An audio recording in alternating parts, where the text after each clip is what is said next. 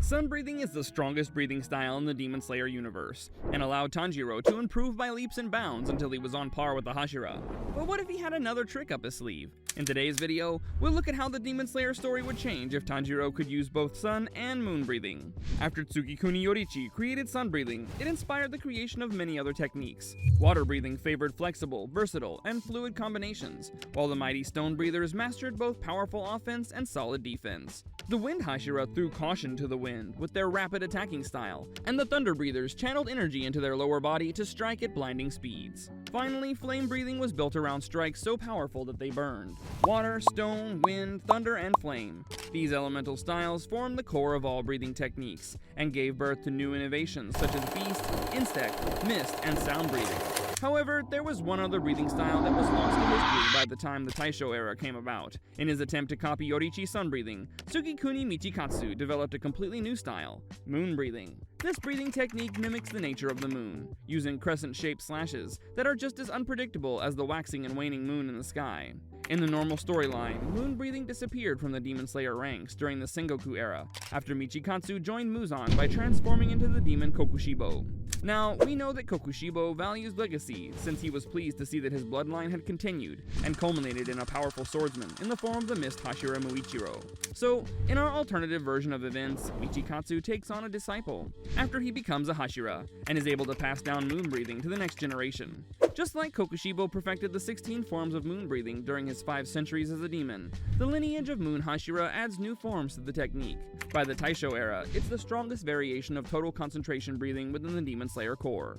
But how does Tanjiro learn moon breathing? Well, this time, Urokudaki Sakonji has become a master of moon breathing instead of water. Urokudaki Sensei teaches Tanjiro total concentration breathing and trains him in the various forms of moon breathing. Now, this is where things get interesting, because Tanjiro will turn up at the final selection with a stronger breathing technique than in the original timeline. Tanjiro's initial challenges like the Hand Demon, Susumaru, and Yahaba, or Kyogai will be far less threatening, leading to quicker wins for our protagonist. The first major change occurs in Tanjiro's fight against the Lower Moon 5 Rui.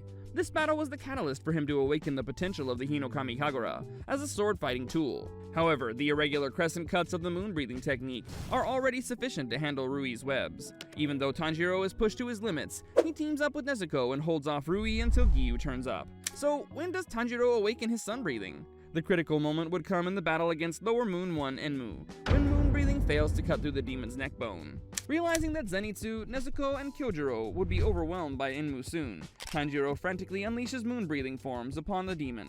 In this moment of desperation, Tanjiro recalls the strength that his father generated using the Hinokami Kagura. With nothing to lose and his comrades' lives on the line, Tanjiro uses the Hinokami Kagura to add power to his strikes, unknowingly executing the sun-breathing form, Clear Blue Sky. Despite his newfound abilities, Tanjiro still takes too much damage during the battle on the Mugen train. Thus, he's unable to help out Kyojuro in his battle against Akaza, and the Flame Pillar dies at the hands of the Upper Moon 3. After recovering from his injuries, Tanjiro thinks back to the time he used the Hinokami Kagura on Enmu. What if he could combine it with his moon breathing to enhance its many forms? But now you might be wondering, if breathing styles can be combined, why didn't Tanjiro just combine sun and water breathing? Well, we get an explanation for this when Tanjiro reveals that the flexible water breathing, characterized by flowing and adapting, is not suited to his body. However, moon breathing is far more closely related to sun breathing and was also created from within the Tsukikuni family. This means that Tanjiro is not only able to unearth the sun breathing forms with ease, but also manages to blend it with his existing repertoire of moon breathing slashes. The importance of this becomes evident in the Entertainment District arc, when the Demon Slayers take on the Upper Moon 6, Gyutaro and Daki. Tanjiro's erratic crescent slashes cut in all directions, easily slicing through Daki's obi and helping him get close to the demon. Once Nezuko joins the battle with her powerful kicks and burning blood, the Demon Slayers begin to overwhelm Daki even without Tengen's support. But the real challenge comes when Gyutaro emerges to save his sister from the Sound Hashira. Because moon breathing allows Tanjiro to handle omnidirectional attacks, he only needs Zenitsu and Nezuko's support to take care of Daki. This means that Inosuke will be the one accompanying Tengen in the fight against Gyutaro, and he won't have to abandon the Hashira to save the others like Tanjiro had to in the original timeline, with Zenitsu unlocking his potential even further with his Thunderclap and Flash Godspeed. Both he and Tanjiro manage to break through Daki's defenses. Since Tengen is never left alone, he won't lose his arm and eye, but both the Sound Hashira and Inosuke will be poisoned by Gyutaro. However, their poison resistance allows the two swordsmen to fight on, with Tengen finally reading Gyutaro's attacks with his technique, Musical Score. While Tanjiro senses the opening thread and unleashes the Hinokami Kagura for a mighty slash through Daki's neck, Gyutaro and Inosuke pounce on a cornered Gyutaro to sever his head at the same time. After the Entertainment District battle, Tanjiro's dual breathing techniques catch the attention of the Hashira, and word reaches Kagaya Ubuyashiki about this unique swordsman who can wield both sun and moon breathing. More importantly, Tengen survives with fewer injuries, and contributes later on during the Infinity Castle arc. But before that, we go to Swordsmith Village, where Tanjiro is sent to retrieve his repaired sword from Hagan Nezuka. In the battle against Tantengu, Tanjiro's combined breathing techniques truly shine. When faced with the Upper Moon 4's emotional clones, Tanjiro's moon breathing gives him a perfect counter. The precise, crescent-shaped slashes allow him to anticipate and cut through the multiple manifestations of Hantengu's emotions. But the real difference comes when Tanjiro encounters Zohakuten, the combined form of all of Hantengu's emotions. In the original timeline, this powerful demon nearly overwhelmed Tanjiro, Nezuko, Genya, and the love Hashira Mitsuri Kanroji. However, by this point, Tanjiro has mastered the circumstances over which he uses his dual breathing forms. With Moon Breathing's scope of attack and Sun Breathing's unstoppable power, Tanjiro is able to adapt to virtually any attack. After the Swordsmith Village victory, where both Hantengu and Gyoko are killed by the Demon Slayers, Kagaya Ubuyashiki summons all the Hashira for an emergency meeting. He reveals that the time has come for the Demon Slayers to seriously consider taking the offensive against Kibutsuji Muzan, kicking off the Hashira training arc. Tanjiro trains directly under Gyomei Himejima, the Stone Hashira and strongest Demon Slayer. Recognizing the similarities between stone breathing stability and moon breathing's precision, Gyomei helps Tanjiro refine his techniques. By the time Muzan launches his assault on the Ubuyashiki estate, Tanjiro has nearly reached Hashira level strength. When the Infinity Castle battle begins, it's the sound Hashira Tengen who teams up with Giyu to confront Upper Moon 3 Akaza. Tanjiro initially lands among a group of weaker demons by himself, but as he fights his way out, he meets Muichiro and the two work together to try and make sense of the castle. As they clear room after room, Nakime's demon blood art suddenly transports the two to a room with a mysterious sword-wielding demon, who locks them in a petrifying gaze with his 6 eyes. The Upper Moon 1 Kokushibo's horrifying aura locks both the demon slayers in place, as he observes them closely. Kokushibo realizes that Muichiro is his descendant, and laments the death of the Tsugikuni name. Tanjiro and Muichiro strengthen their resolve and charge the demon at once with their breathing styles. Kokushibo is in for another pleasant surprise when he sees Tanjiro using moon breathing, and he immediately recognizes it as his own creation.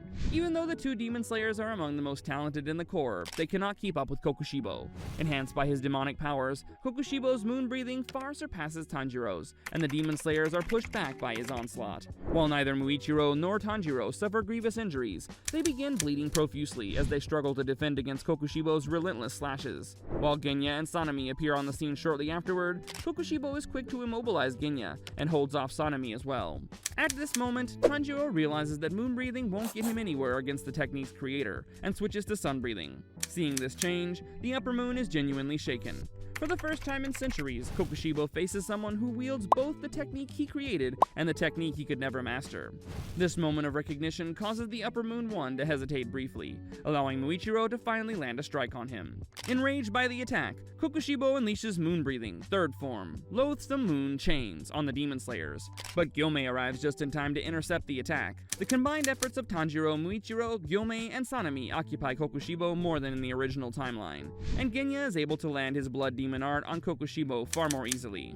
As the Demon Slayers unite to behead Kokushibo, while simultaneously destroying his body, the Upper Moon 1 recognizes Tanjiro as the true inheritor of the Tsugikuni family's fighting styles. Tanjiro now possesses a complete mastery of both sun and moon breathing, along with access to his Demon Slayer mark and the Selfless State. As the Demon Slayers now move to take on Muzan, Tanjiro unleashes his ultimate combined technique, Celestial Convergence, a form where sun and moon breathing completely harmonize. With the memories of the Demon Slayers who died fresh in his mind, Tanjiro's grip turns his sword bright red. In the name of giving meaning to the deaths of Gyomei, Mitsuri, Obanai, and everyone else, Tanjiro viciously decapitates Muzan alongside Sanemi and Giyu.